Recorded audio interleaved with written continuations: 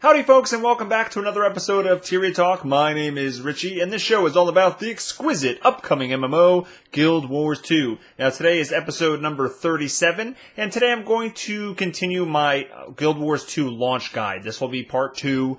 In part 1, I covered everything before you get into the game, like choosing your home server, character creation, that stuff. Now we're going to progress a little bit further and give you some tips and tricks once you get into the game.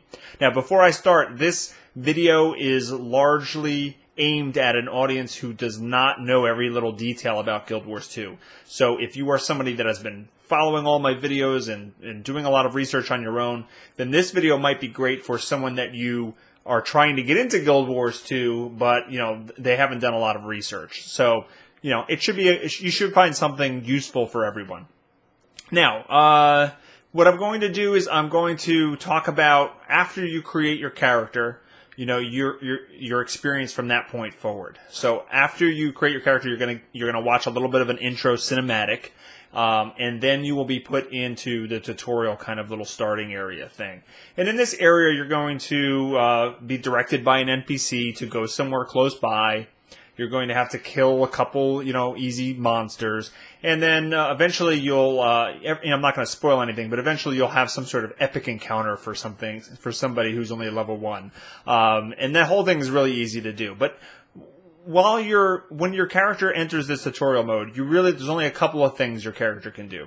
You can press the number 1 skill. All right, your 1 skill has been unlocked, and this is the first skill of the weapon that you're holding. So whatever weapon your character's profession starts with, you will have your 1 skill enabled so that you can just hit 1, and it's usually just a basic attack of some sort.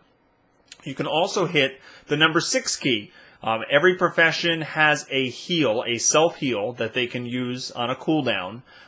So you gotta, pick and choose when you want to use it. It will save your life. So number 6 and number 1 are your 2 active abilities that you can use right from the start.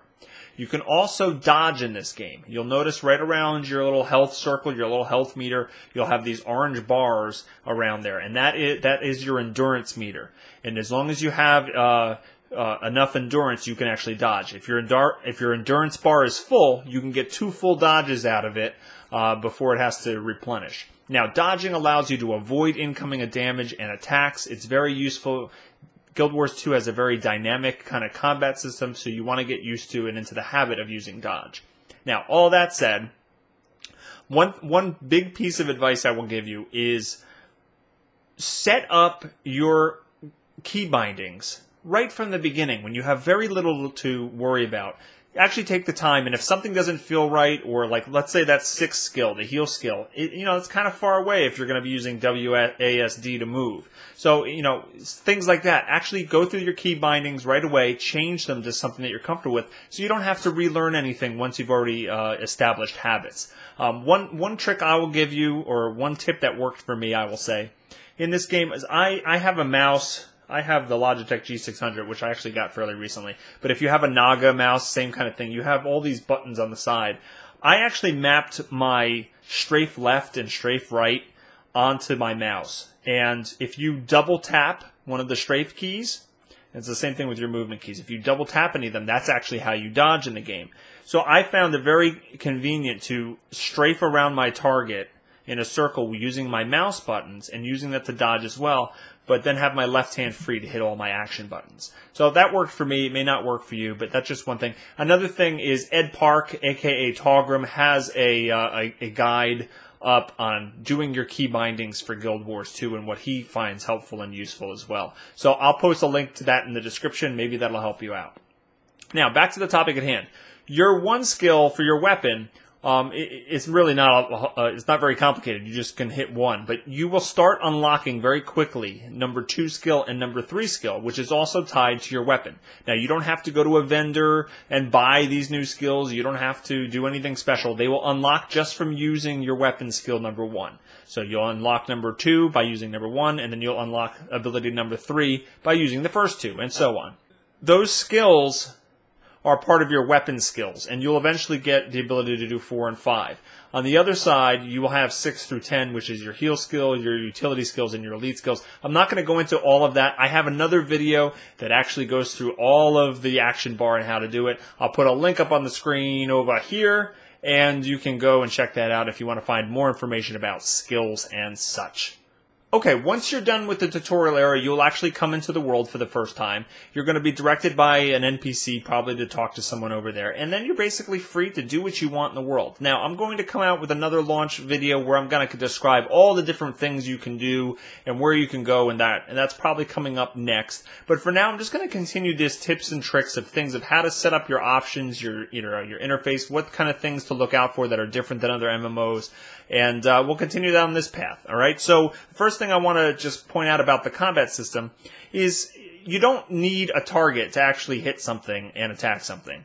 You can have a target, and it kind of feels like habit to a lot of us, and you can actually see their little, their little target frame and stuff like that, and you can see their health, and it actually gives you a description below the monster, like, it'll say something like breathes fire, or, something like that. It actually gives you, some warnings about what this creature can do, but you don't actually need to have a target. In fact, one of the earliest things that I, found interesting when I started playing is you can actually hit all your skills when you don't even have a target, and they'll start firing off, so you can see what they look like, you can see what the range on some of the spells would be and stuff like that, so you can just start hitting your abilities without something being targeted. Now, if something's in the way of what you threw or what you cast or whatever, it will get hit by it and damaged, and you can actually start combat inadvertently like that.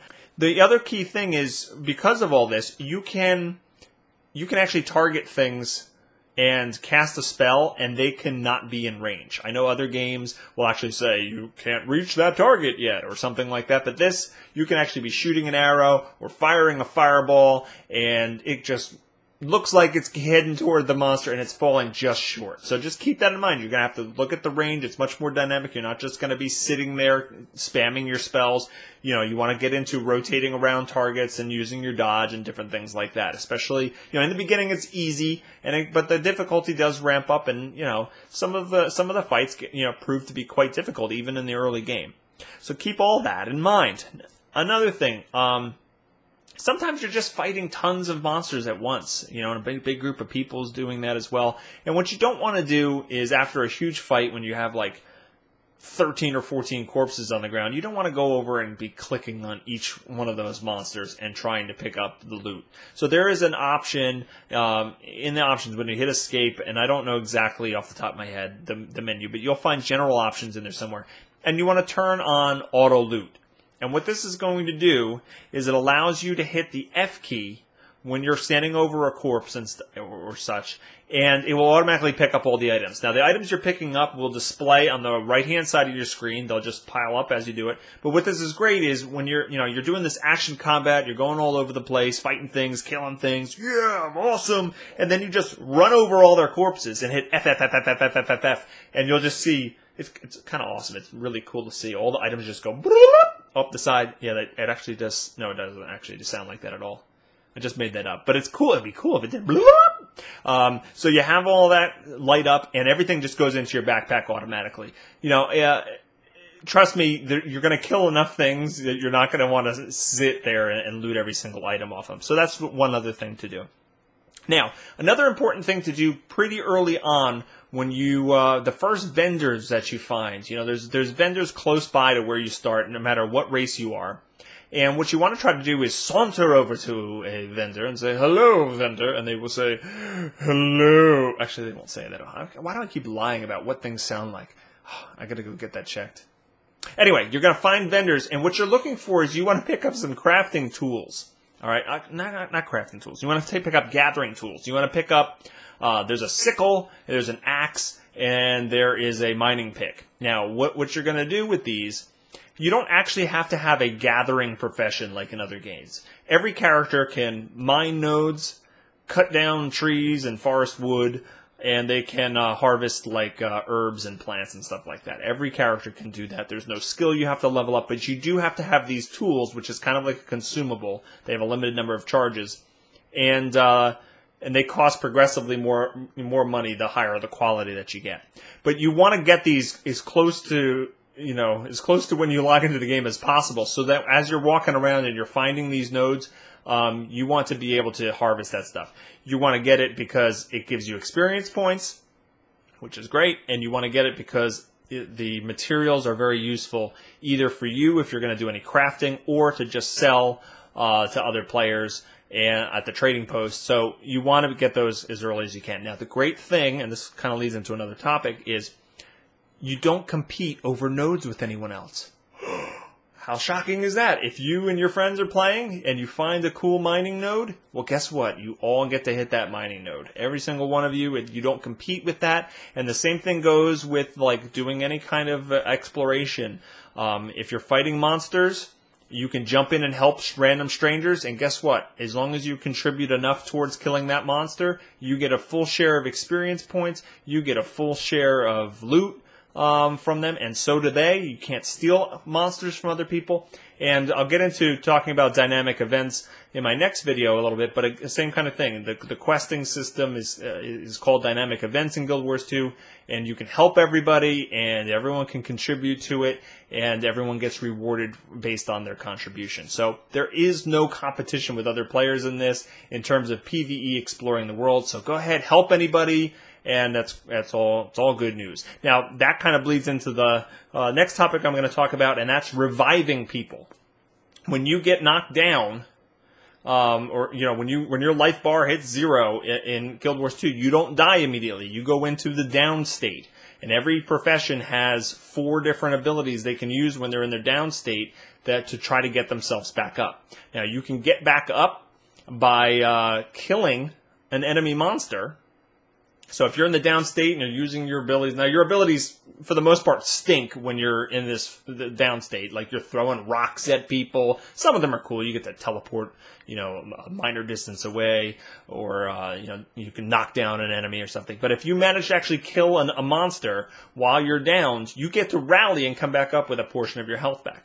But you can also be revived by other players who actually channel heal you by just standing over you and trying to help you up. Every profession in the game can revive. It doesn't matter. You can walk right over to the person that's on the ground. You hit the F key, and it'll start to revive them. Now, you get experience points and cool things like that for actually reviving other people. So, again, it blends into this whole, you're not competing with other players. You're trying to assist other players, and being cooperative is good. You actually get rewarded for cooperating. There's also daily achievements and stuff like that for reviving other people and such. So, look out for people on the ground going,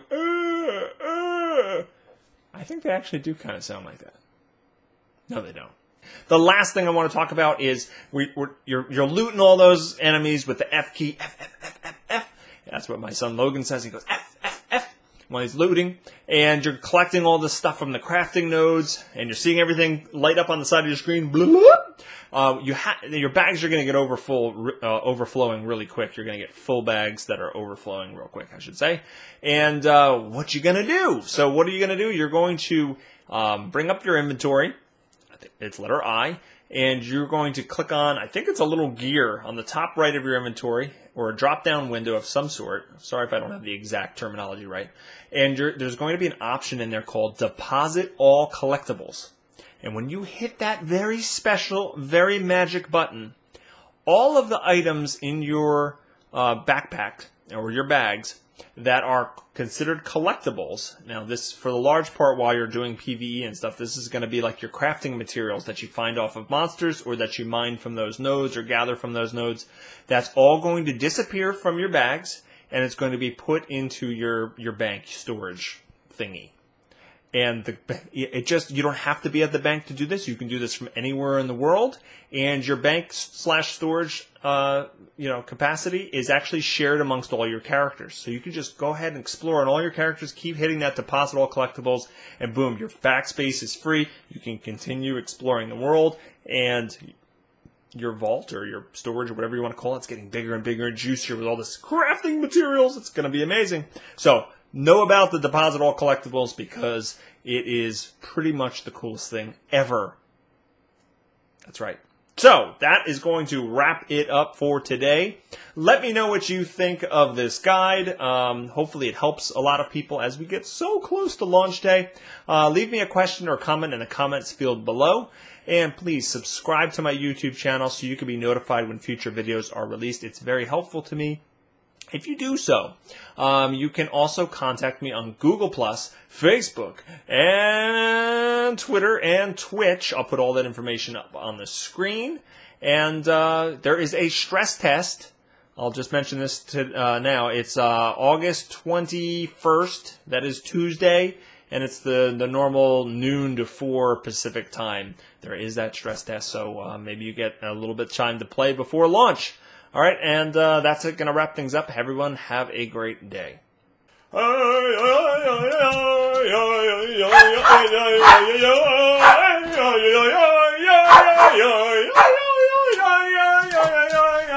Snapples bit me. What are you doing? Yeah.